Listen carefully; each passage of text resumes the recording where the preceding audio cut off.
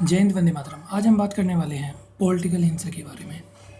और सबसे बड़ी प्रॉब्लम ये है कि इलेक्शन चल रहे हैं, इलेक्शन का टाइम है, 5 राज्यों में इलेक्शन है, लेकिन बंगाल और केरला के इलेक्शन ज़्यादा महत्वपूर्ण माने जा रहे हैं क्योंकि जो बंगाल है वहाँ हिंसा बहुत हो रही है।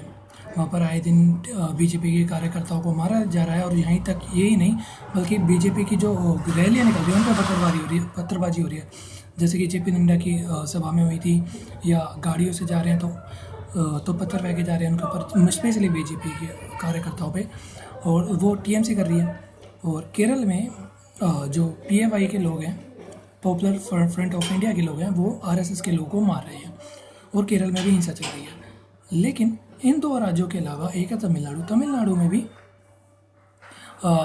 कहीं कहीं जगह पर थोड़ी छोटी छोटी हिंसाएं हो रही है। लेकिन इसके अलावा अगर और कहीं देखा जाए, मुझे इतनी सुनाई नहीं दे रहा है हिंसा के बारे में, नहीं दिखा रहा है। लेकिन एक बात समझ नहीं आती कि इस देश में इतने इलेक्शन होते हैं, गुजरात में भी हुए, कोई हिंसा नहीं हुई, राजस्थान में होते इलेक्शन, कोई हिंसा नहीं होती, यूपी तक में हिंसा नहीं हो रही है होती है, और दिल्ली में भी इलेक्शन, जब इलेक्शन के टाइम तो कोई हिंसा नहीं हुई थी। मतलब पॉलिटिकल हिंसा की हम बात कर रहे हैं यहाँ पर, ध्यान रखें। तो तो ये बात बहुत ही अचंभित है करने वाली है कि केरला और बंगाल में ऐसा क्या है कि वहाँ पर ही आरएसएस के लोगों को और बीजेपी को टारगेट किया जा रहा है।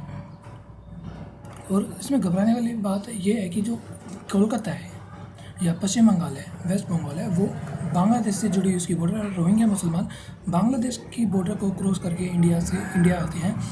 वैसे इंडिया और म्यांमार की बॉर्डर मिलती है, लेकिन उस बॉर्डर से वो नहीं आते हैं, वो बांग्लादेश के थ्रू आते हैं यहाँ पर। और जो गाय की तस्करी होती है वेस्ट बंगाल से बांग्लादेश जाती है, उसके वीडियोस मेरे पास मौजूद है, मैं आपको दिखा दूंगा।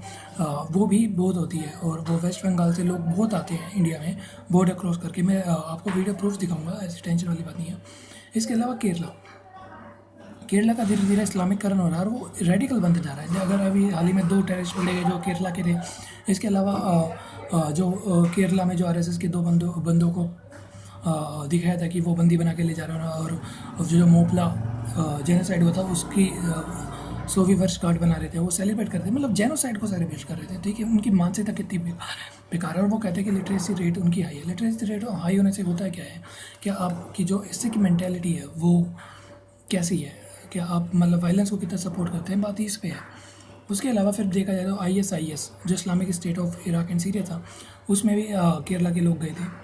इसके अलावा केरला का जो यूथ है वो बिगड़ता जा रहा है और वो वायलेंट होता जा रहा है। सबसे बड़ी बात है कि उसमें जो इस्लामिकरण हो रहा है और जो रेडिकल बन रहा है, वो ही सबसे बड़ी मेन प्रॉब्लम है। सेम बंगाल में बांग्लादेशी मुसलमान और रोहिंग्या मुसलमान छुपे बैठे हैं, और वो एक तरीके से बहुत बड़ा वोट बैंक है इनके लिए। और उनके पास नकली इंडिया के नकली आईडी और आईडी और वोटर आई कार्ड बन जाते हैं, और उसमें पॉलिटिकल लीडर्स उनकी हेल्प करते हैं। तो ये जो चीज़ें हो रही है ये समझ के बाहर है बिल्कुल ही। और मुझे समझ नहीं आता कि क्यों और जगह ऐसा कुछ नहीं होता। मतलब हरियाणा में इलेक्शन हुआ, हरियाणा में कुछ ऐसा देखने को मिला, राजस्थान में तो हमें नहीं देखने को मिलता, बिहार में तो नहीं देखने को मिला, सिर्फ बंगाल और केरला क्योंकि यही 2 इस टाइम सबसे बड़ी टारगेट है। और ये बॉर्डर का मतलब जो वेस्ट बंगाल है वो तो बिल्कुल बांग्लादेश से बॉर्डर के साथ सटा हुआ है। तो बहुत ही इम्पोर्टेंट इश्यूज़ हैं ये।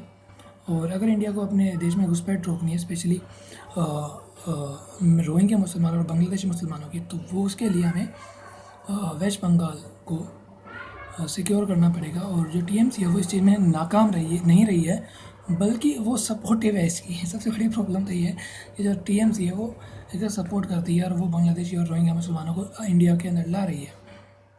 तो ये सोचने समझने वाली बात है। और रही बात केरला की, तो केरला में जो कम्युनिस्ट पार्टी ऑफ इंडिया है वो पहली बात है कि एक डेमोक्रेटिक कंट्री में कम्युनिस्ट पार्टी फिर भी इलेक्शन लड़ सकती है। लेकिन मेरा सवाल ये है कि क्या एक कम्युनिस्ट कंट्री में डेमोक्रेटिक पार्टी इलेक्शन लड़ सकती है? जवाब आपको पता है।